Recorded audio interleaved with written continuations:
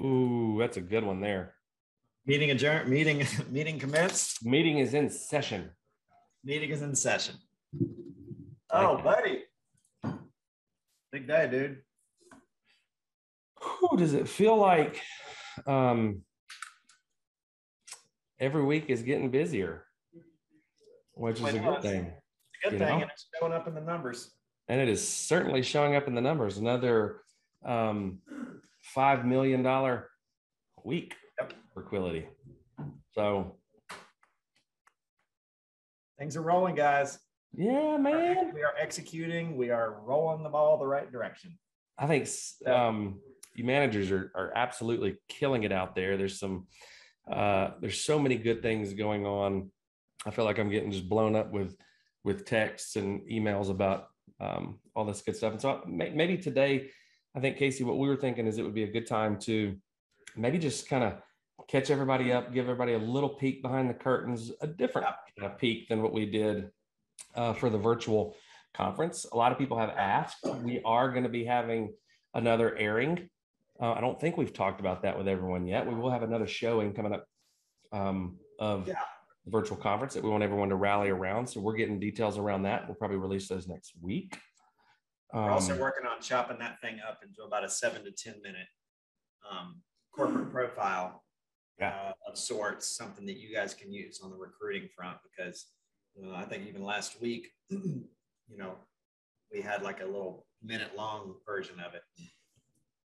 Some of you leaders reached out and said, man, something like that, a little bit more in depth would be a great tool for recruiting, because it was such a great, look for the company as far as where we are, where we're going, that kind of thing. So stay tuned for that. But yeah, man, big numbers coming in, big recruiting numbers coming in, like all kinds of fun stuff happening. And so we just thought, Brad and I were just thinking that we haven't really given you guys much of an update, at the end of the year, or I should say probably third quarter of last year, Brandon. We were kind of communicate with you guys that we were close on a couple, capital markets thing we were working on around capital. And I think we let most of you guys in on the fact that we've kind of held off on some of the offers that were coming in for capital around that. And so, I think we just wanted to give you guys as much transparency, around what's going on with the company behind the scenes. I think because we really haven't been able to update you guys on that as much. And so, I think what was going on last year that we didn't really, it caused us to kind of pump the brakes a little bit on getting capital, is there's always a cost of capital, and a lot of that has to do with what is your value to the industry, or what is your value to the market? What's your valuation, right? And we didn't feel like we were getting the appropriate amount of value, or maybe we were, but it wasn't based on where we knew the company was going, like what we're seeing today. And so we decided, look, we can continue self-funding this thing for right now. Distribution, the existing business is fundamentally so incredibly sound. It's not even like people get that. The industry, the market gets that, but it's the innovative side of things. At that moment, Brandon, we didn't really have Quility level term even in the mix. Like our ability to show the market that we could develop product and actually sell product wasn't really very clear, and so we were kind of getting a little devalued on stuff that, like, man, it's too early. We've just planted the seed. They're not seeing the sprouts yet. We need to keep watering this thing. We need to just go to work, forget about capital right now. Let's innovate the company.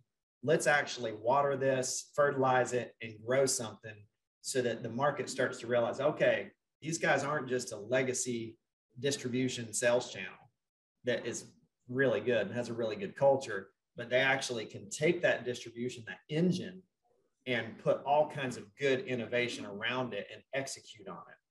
So that's why we're so excited right now, is because we are executing. We are starting to see the sprouts come out of the ground. And a lot of that is because you guys are out there, out there in the trenches with us. Everyone is aligned from an investment standpoint. Everyone is kind of rowing the same direction. And we're now starting to see the innovation side of the business with things like product development, with things like digital leads, with things like the platform when it comes to, Switchboard, that rollout. That's the kind of stuff that gives the company a lot bigger of a multiple, a lot bigger of an evaluation, so that when it is time for us to capitalize, and again, as we've told you guys, that could come in many forms. The first form is probably just going to be some capital.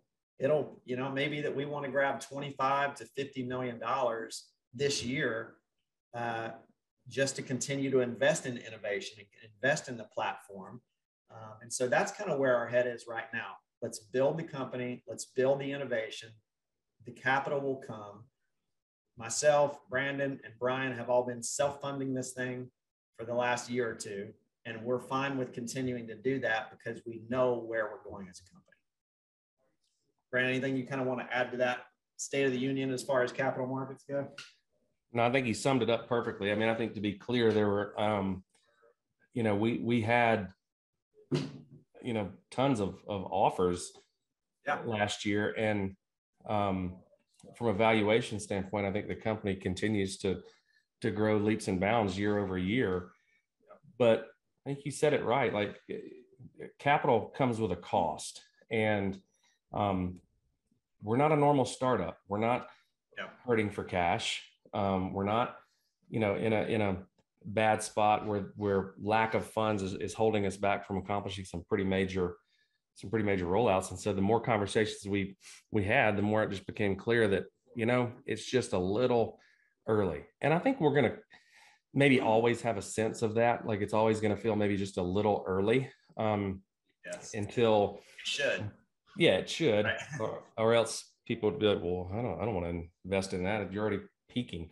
We're so far from peaking that the timing wasn't right. Somebody said in the comments, let's keep doing this thing ourselves. We got this. And that's the way we've been feeling about it too. But I think, as we continue down this road with innovating and reimagining the way that we've done it, everything, I think that, we've got to have we have to have buy-in and behavior change from agents and AOs as well. And I think we're starting to get to that point where, innovation feels, it's always going to feel a little uncomfortable. Change in general is going to feel a little uncomfortable.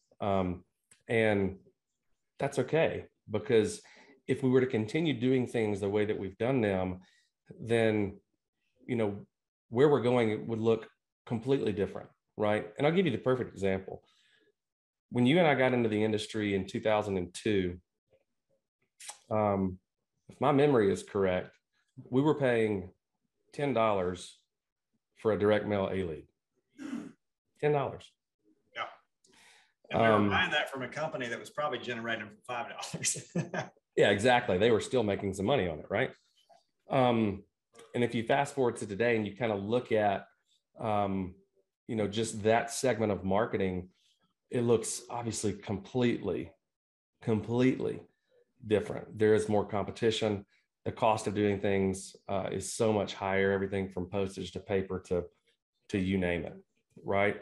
And so some of the things that we're innovating are because we don't want to have a cap on where we're going, but it's also some of it's necessary. It's mandatory. 10 years from now, if direct mail A-leads, and we're going to continue to do direct mail mortgage protection A-leads for as long as we possibly can. So I don't want anybody to receive this and be panicked by it by any means, because we're so on top of it. We're actually more excited about where we're going than we've ever been from a lead gen standpoint. And probably need to get Mike Hansen on pretty soon to just continue to give some updates. But, some of this stuff it's a necessity, because 10 years from now, if direct mail A-leads are costing $140 a piece to produce, and in some areas, in some states, they can easily get to that if we're not careful. We're getting smarter with who we're mailing. We're getting smarter with how we're mailing. We're getting smarter with all of that. So we're going to continue to do that until we absolutely can't. But if we don't have a plan for the future, then we're no different than the yellow pages, right?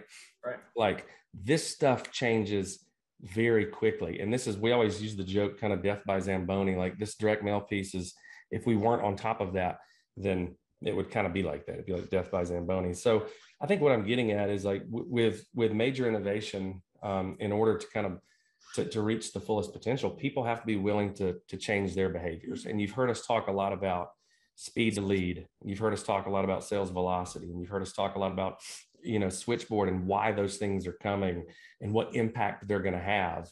They're going to have a tremendous impact, but only to those people that can liberate themselves to actually be willing to go through the change, right? Just like you guys went through the change with virtual sales 2 years ago. That's the type of change that's going to happen. Some people got uncomfortable, but because they got uncomfortable, they learned things completely differently. And now look at the path ahead of you. You managers that are killing it on virtual sales. Those of you that have heard us say and acted on it, that you need to get statewide GMRs. Beyond statewide GMRs, you might need to get multi-state GMRs. You might need to change the way that you've always done things from, I'm getting my leads on a certain day, I'm calling them on a certain day, and then I'm running my appointments on a certain day. We're not saying that you have to change that. We're just saying that if you don't, you're not going to be able to unlock your organization's fullest potential. And it really is that simple, but the change isn't necessarily something that we should just resist or that we should fear. I think what we're looking for is our leadership to embrace it in the way that we've embraced it. And I think if you look across the advisory board or the directs or some of the up and coming AOs, the vast majority, 90+%, if not more than that, have that kind of mindset, and they're doing things, the right way, and they're willing to get uncomfortable. So if there's one thing, I guess I should say, Casey, that we're looking for out of leadership, it's that is the most important piece is, and that really hasn't changed, guys, from the way it was 12 years ago. Everybody that has been with this organization for any amount of time has had to get comfortable with some amount of change and some amount of evolution, right? And a lot of that we've seen in like our own personal growth, your own personal growth. It's like, how are you changing your level or your style of leadership? How are you communicating differently? How are we learning new tricks in every aspect of the business? So it's exciting, yeah, to say the least. And it's clearly, the innovation and what you guys are out there doing is clearly working in the numbers. Again, the last now 8 weeks in a row. The last 8 weeks in a row of production have represented the top 3 weeks we've ever had as a company. So we're just like breaking record. So we're going the right direction. We have the everyone's ready, willing, and able. And we're not telling you guys out there, especially you new up and coming leaders, to innovate right now. It's more of a call to action. And some of this is going to be probably, we're going to bring in the directs and the equity partners, and certainly the new advisory board into the mix to help us innovate, to help us kind of figure out, all right, let's fast forward 2 years from now. Let's say that now, let's say, and I shouldn't even say let's say, it will be the case that the majority of our leads, or at least more than 50%, will probably be in the digital category, which means, and it doesn't mean that we will, like Brandon said, that we're going to scale back mortgage protection, direct mail, which, by the way, Brandon, I saw some comments there. People are wondering if your hat is mortgage protection. That's the mortgage protection hat, right? That's it. Got my mortgage protection hat on today. Or Mark Palmer hat, I guess it could be. I did go ahead and buy Mike Pappas one, so I got you Mike one Pappas, coming too. There's a lot of MPs in our world. Yeah. But I lost my train of thought there. Yes, digital leads are going to be digital leads, which means that we said it at the virtual summit. Speed to lead is going to be a thing, and because the company, we don't have a base shop. About when did we stop building direct to the company, Brandon? Actively building direct to the company, probably 7-8 years ago. I think, yeah. I mean, we the last organization that we took on direct was Danny Young or Chris Cook. They came in, I think, pretty close to the same time. But yeah, it's been even maybe before that we were actually actively recruiting to it. So I just want, and maybe it's good to add a little transparency to why that's the case. We're different than most other companies out there. Most other IMOs in our space, you call them, you can get a direct to the IMO contract. In fact, they are actively recruiting, and they would prefer you go direct to the IMO because there's more spread. And But what we recognize is a couple different things about that. One is that we worked for a company that did that actively recruited in our backyard, actively took leads away from my organization and away from your organization, Brandon, to fill the lead orders of the people that they were hiring direct to the company. So now I'm competing against my company's resources. They have more money than I do. They have more resources than I do. And now they're recruiting in my backyard. So after we felt like we had enough width of leadership, we said, we're going to focus on getting the thing better for everyone, not just better for ourselves. So we said, we're not going to go build a base shop any. Well, the drawback in that is we don't have our own incubator to try things and to innovate and to test the market. And so the hybrid approach is to allow our leaders to, when we say, here's where we need to be, that means that we're going to need y'all's help to actually figure this stuff out. Don't wait on us to say, here's the schedule, here's why it works. It's going to take a concerted effort, especially in the upper level ranks of this company, to kind of get a little uncomfortable, as Brandon is saying, a little bit. And so we're working on that. You know, we're kind of early in the conversation right now, but I think it's good for everyone on the call to be thinking about that, be thinking about, you know, what does speed to lead mean? You know, for so long, Brandon, we've been organized in a way that's like, you know, you make your calls on X date, you know, you do your appointments on X date, that frees up this time for building and that thing. And we're still in a world where that's, you know, as we speak, the current way of doing things outside of if you're working digital leads is, you know, it's the way we've always done things and it's worked.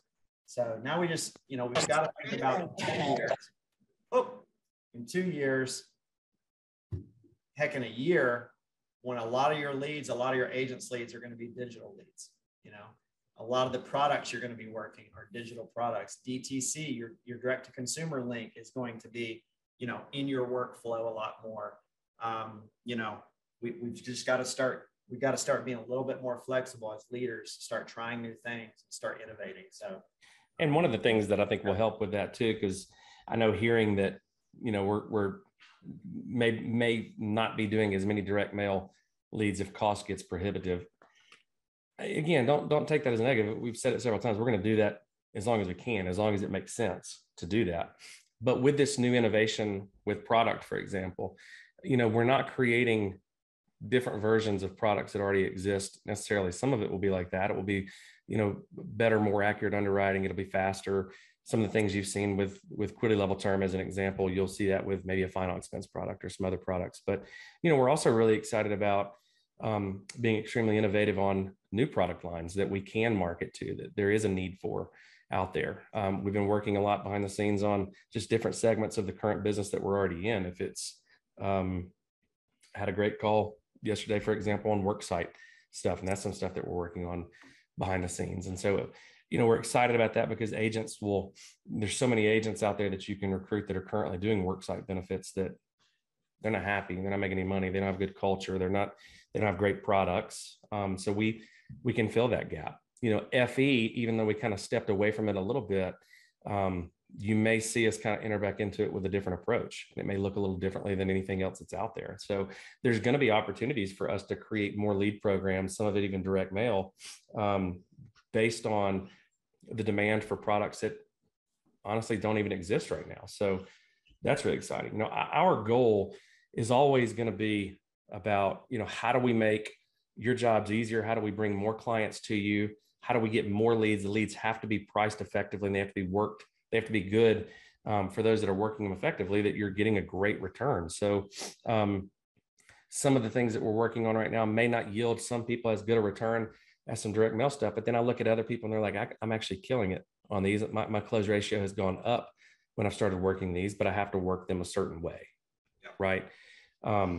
So, you know, I keep saying that we're really excited because every day that we show up to work, there's new things for us to work on. If it's MyQuility or if it's the direct consumer stuff, or if it's the product development piece. I mean, there's so many new things that 6 months from now, a year from now, will make this company look completely different. And the opportunity for people that aren't even here yet is going to be just as good as it was for, or not, if not better, as it was for Marshall Whalen or Edward Pritchett. And I think ultimately that has to be the goal for us, is that we have to continue making it as good, if not better, for the new people coming in, and for the people that we have. How do we make your lives easier? How do we make you give you the opportunity to make more money? And arguably most importantly, how do we give you more of your time back? And those are all the things that we're working on. And so if I'm a manager, when you hear us say, or if I'm a builder in general, if you hear us say, you need to be focused on leads under management. A year ago, we said you need to be focused on giving A leads to newer people faster. We don't want to drown them. We want to make sure that they're ready for them. But the data clearly shows that if you can begin working fresher leads, you're going to have a bigger opportunity for success. And then some people out there just blow it out of the water on $5 or on 5A leads or A1 leads, or we keep changing the names, right? But it's like just bonus. We have people that work just bonus leads that are out there doing $400,000 a year in premium, right? But if you hear us say things like, you need to increase your leads under management, you need to increase the people that you have on your team that are willing to take statewide GMRs and even multi-state, I say GMRs, but it's standing lead orders now, SLOs, right? Some of you hear us say that, a lot of the messaging doesn't change. We still want most people to be taking 4-to-1 bonus leads to A leads, because that's your ticket for the most efficient amount of sales that you can make and the most commission and revenue that you can make, right? So how are you cascading these messages to the new people on your team, right? A couple of weeks ago, and I think Casey, you've even been saying this for a while, we began to talk about how our focus over the next month for March and really the next quarter is, how do we increase leads per lead taker? So if I'm a manager, I want to look at how many leads do I totally have under management, and I can segment that out into A leads and bonus leads. And then as I'm having conversations with individuals, how do I get people willing to invest more in themselves? Because the numbers don't lie. If you're not hitting the numbers that you want to hit and you're sick of seeing other people at the leaderboards, I guarantee you, and we can be a little bit more transparent with this, most of them are taking more resources than you are. And so we've got so many texts, as we were talking about this the other day. I got one last night from Nate Offer. I asked him for it because he gave it to me the other day, and I said, "Hey man, give me the specifics on this." And I think Spivey's got a ton of specifics. Palmer's got a ton of specifics. New agent, blew it out of the water, did like $100,000 in a month in personal production. Just ridiculous. And then there's another agent he was taking 6 to 7 leads a week, writing $10,000 in premium a month. He was placing 10 a month with about 7 leads a week. We discussed that wasn't going to get him to where he wanted to go based on his goals. So we upped that. He started taking 13 leads a week, 10 to 13 leads a week. And, APV in February was over $22,000 in production. So as managers, as leaders, and just as personal producers, you have to hear us when we say, if we as a company increase the demand for leads, and the more people we have taking leads, and the more people we have that are willing to invest more in their business, the company is going to grow tremendously, because each of you are going to grow tremendously. It's really simple. If I'm an AO and I want to move from $50,000 a month to $100,000 a month, there's really only 2 things I have to focus on when it comes to the business side. There's a lot I got to focus on me getting better as a leader. There's really only 2 things I have to focus on the business side. I need to be recruiting, and probably that means I need to have more people recruiting, and I need to increase my leads under management. That's it. Now, that's all we're really asking most of you guys to innovate right now, is just do more. That's it. Be prepared for some innovation, right, around how we work lead speed to lead. And when you certainly get digital leads, get on them. But, yeah, you're right, Brandon. It's just a matter of doing more right now in a lot of ways. Yeah. And some of you may be saying, well, we're not telling you to push the agents that are completely happy where they are, because this is a great gig for somebody that wants to make a 6-figure income and work 25, 30 hours a week. It's not for everybody. Not everybody can do that. It's a tough job in a lot of ways, emotionally, right? Like, you're going to get told no a lot. You got to work through some things, but there are people out there like Nate Offert's agent that they're not happy with the results they're getting. And so our job is, how do we help you find and uncover more resources so that you can invest in more resources? And maybe you're brand new and all you've got is you don't have any money, but you got a lot of time. When you got to hammer the bonus leads until you can come up with a solid plan. But it's like, if I haven't evolved my plan as a manager, and I'm talking to newer agents or agents in general, if I haven't evolved my plan over the past 5 years on what's expected and what's going to yield you the results you want, then I would say that's where I need to start. You know, if you're an agent, or if you're a manager and you have an agent that's taking 10 leads a week and they're not happy with their production, what does 15 leads look like? And I've got to be creative in how I find those leads. It may not be that I can be in Dallas, Texas, and I've got a new agent and they want more leads, and well, we can't just poof, make leads appear. Doesn't work that way. That's why multi-state GMRs are so good. And it starts with, you know, you just said kind of evolve the plan. It starts with evolving your thinking. It starts with aligning yourself with the mission and the vision of Quility. You know, and I think when everyone starts to understand what you said a minute ago is highly important. I hope everyone heard it.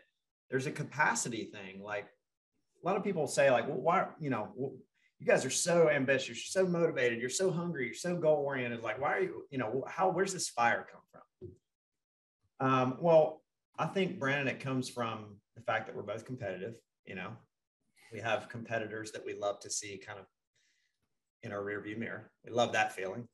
But if you really drill down into the heart of it, it would be impact. It would be that Brandon and I are fueled, just like so many of you guys were fueled by the impact we're making along the way on the journey.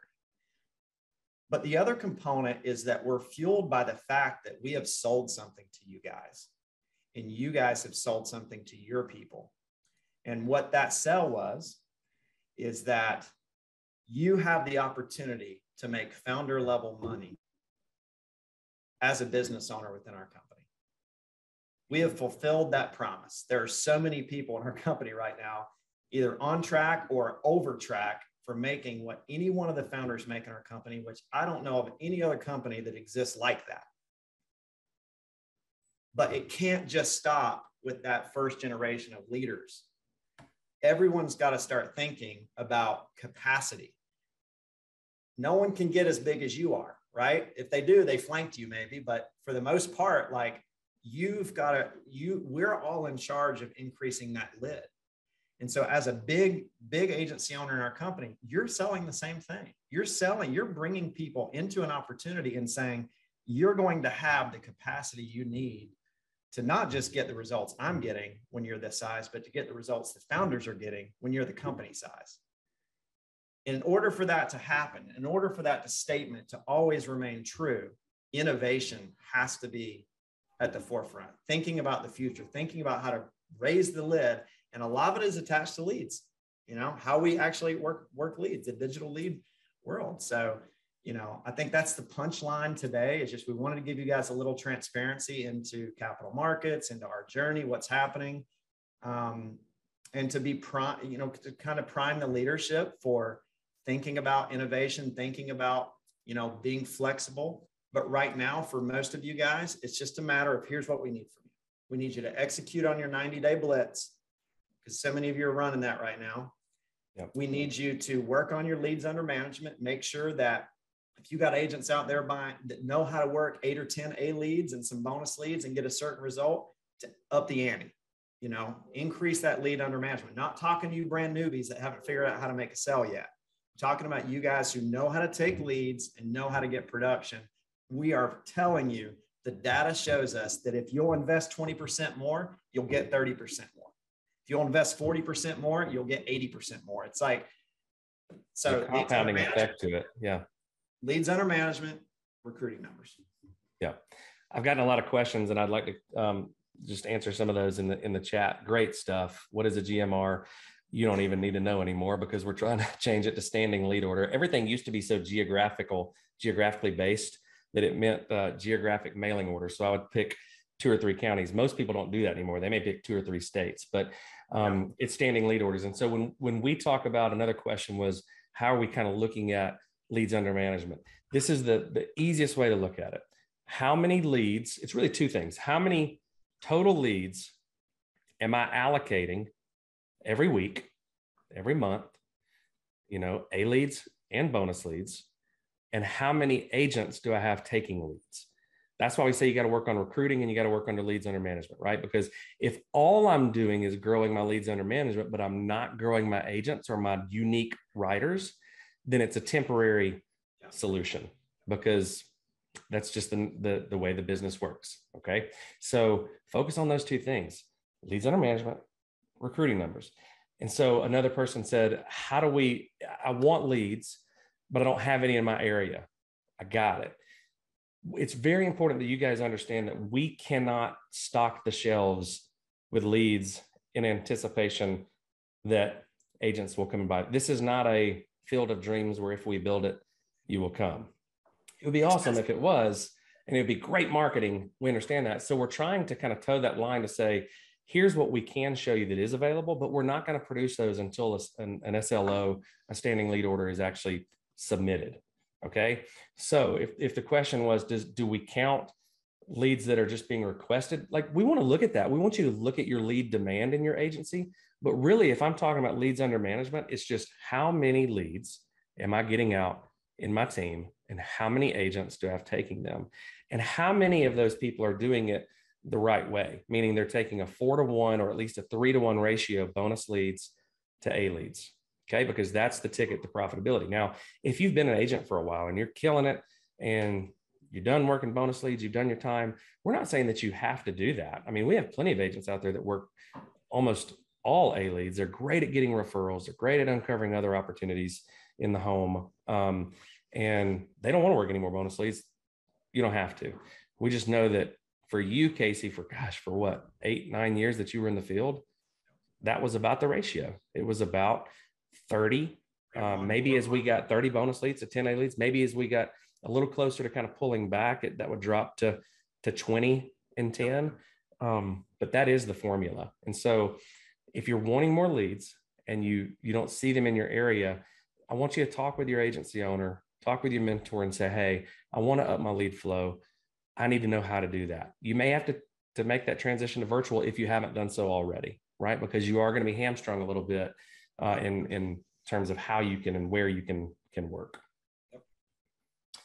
Good we do not have a video, Casey. There's no transition today. Right into it then.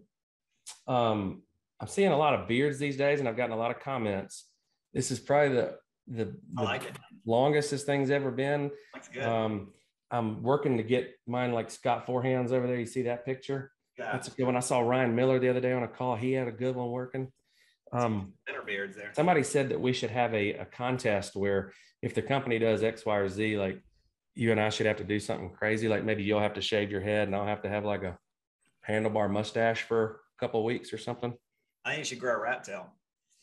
Mine would be like a skullet rat tail. You can. Yeah, rat tails don't look so great on a bald head. I think they look fantastic. I think they look great on a bald head. On a head full of hair, I mean, they look fantastic. I told Meredith the other day that I was going to start growing my hair out and have a ponytail like the drummer for Fleetwood Mac. Yes. My mom was in town the other day and we were watching some special on Fleetwood Mac. I was like, man, I can do that. I definitely think you should do that. No, sir. Sure, right, everyone's going to be commenting that you should definitely grow out my skullet. Skullet. Casey can grow a mullet. I have to grow a skullet. That's right. Yeah, I got a little something happening back there today. Your rat tail was looking pretty sharp the other day. It was more like a beaver pelt. It wasn't like real thin, like a rat tail back in the day. I gotta confess, I had a rat tail when I was, third grade, I think, second or third grade. My grandfather thought it would be hilarious because I had a mullet. Everybody had a mullet, but he's like, when I went to visit him, he said, we're going to cut that thing off and send you home with a rat tail. I thought my mom wasn't going to let me in the house, but she did. That's good, man. She did. All right. Let me figure out how to. Good builders call. Welcome to the national call. And if you missed the builders call, you need to start jumping on. But proud of everyone. We're right.